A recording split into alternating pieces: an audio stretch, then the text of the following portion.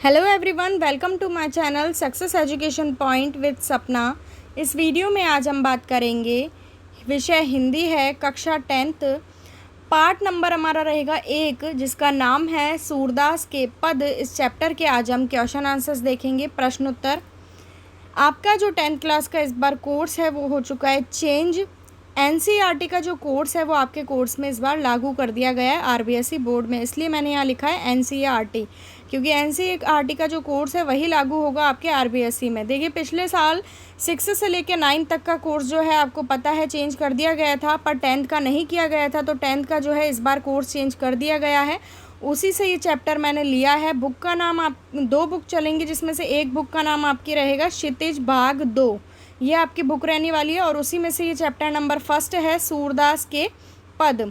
तो आपका course change हो चुका है, ये आप सबसे पहले ध्यान रखिए। और अब हम देखते हैं इस चैप्टर के क्वेश्चन आंसर्स। वीडियो को लाइक ज़रूर करें, शेयर करें, चैनल को सब्सक्राइब जरूर कर लें।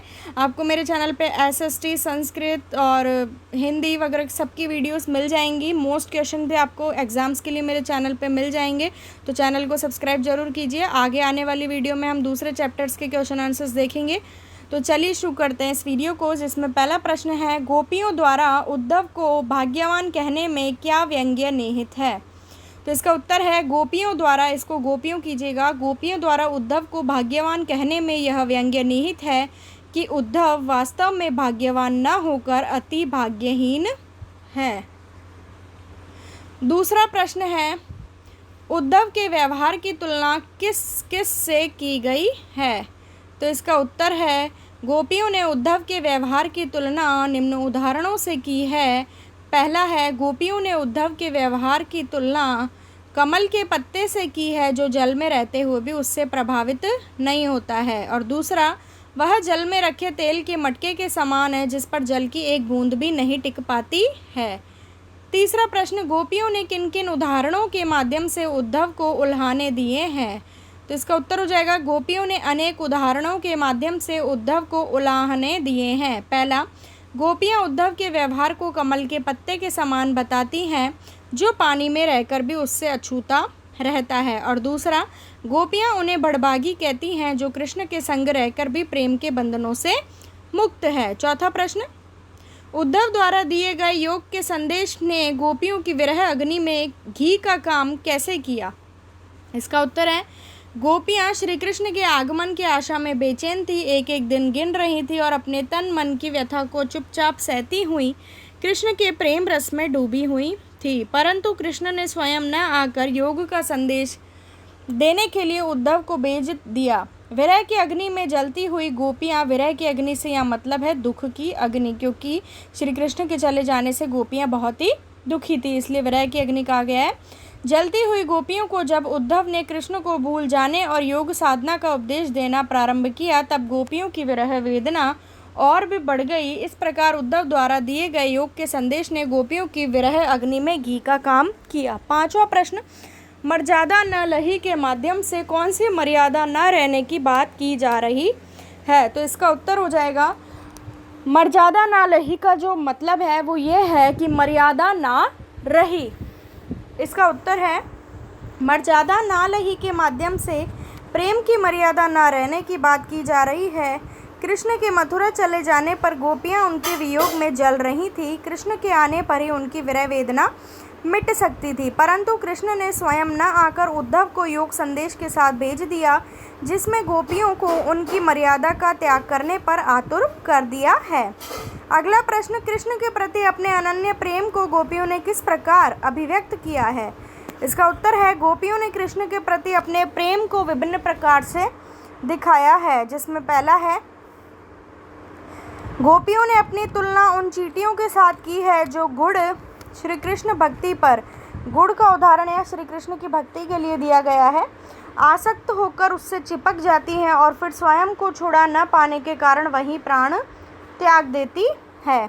उन्होंने खुद को हारिल पक्षी व श्री कृष्ण को लकड़ी की भांति बताया है। वह जागते सोते दिन में रात में कृष्ण कृष्ण ही रट लगाती रहती हैं। सातवां प्रश्न, गोपियों ने उद्धव से योग की शिक्षा कैसे लोगों को देने की बात कही है? गोपियों ने उद्धव से योग की शिक्षा ऐसे लोगों को देने की बात कही है जिनका मन चंचल है और इधर उधर भटकता है। उद्धव अपने योग के संदेश में मन की एकाग्रता का उपदेश देता है, परंतु गोपियों का मन तो कृष्ण के अत्यंत प्रेम में पहले से ही एकाग्र है। इस प्रकार योग साधना का उपदेश उनके लिए निरर्थक है। योग की आवश्यकता तो उन्हें है जिनका मन स्थिर नहीं हो पाता, इसलिए गोपियां चंचल मन वाले लोगों को योग का उपदेश देने की बात कहती हैं। 8वां प्रश्न, प्रस्तुत पदों के आधार पर गोपियों का योग साधना के प्रति दृष्टिकोण स्पष्ट करें।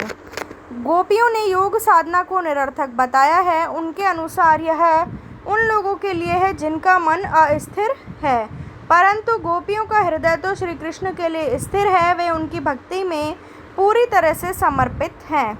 9वां, गोपियों के अनुसार राजा का धर्म क्या होना चाहिए?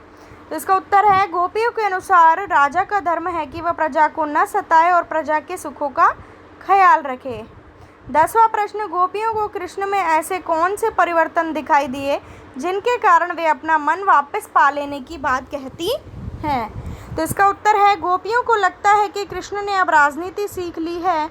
उनकी बुद्धि पहले से भी अधिक चतुर हो गई है। पहले वह प्रेम का बदला प्रेम से चुकाते थे, परंतु अब प्रेम की मर्यादा भूलकर योग का संदेश देने लगे हैं। कृष्ण पहले दूसरों के कल्याण के लिए समर्पित रहते थे, परंतु अब अपना भला ही देख रहे हैं। 11वां प्रश्न, गोपियों ने अपने वाक चातुर्य के आधार पर ज्ञानी उद्धव को परास्त कर दिया। उनके वाक चातुर्य की विशेषताएं लिखिए। गोपियों के वाक चातुर्य की विशेषताएं इस प्रकार हैं। पहला है साहसी। गोपियां पूरी तरह से निडर हैं। वह उद्धव को कोसने से परहेज नहीं करती। वे उनके योग साधना के संदेश को कड़वी ककड़ी और बीमारी बताती हैं। दूसरा है व्यंग्यात्मकता।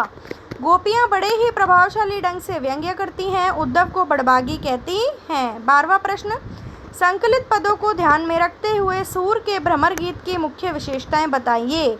इसका उत्तर हो जाएगा, भ्रमर गीत ब्रज भाषा में लिखे गए हैं। यह सामान्य जनों की बोलचाल की भाषा हुआ करती थी। आज भी वृंदावन और मथुरा के लोग इससे मिलती जुलती भाषा बोलते हैं। सामान्य लोगों की बोलचाल की भाषा में होने के कारण सूरदास की रचनाएं काफ़ी लोकप्रिय हुई थी।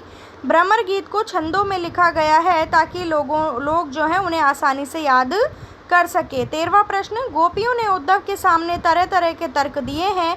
आप अपनी कल्पना से और भी तर्क दीजिए। गोपियों ने उद्धव के सामने तरह तरह के तर्क दिए हैं। हम ये तर्क दे सकते हैं। प्रेम कर विरह की वेदना के साथ योग साधना की शिक्षा देना कहाँ का न्याय है?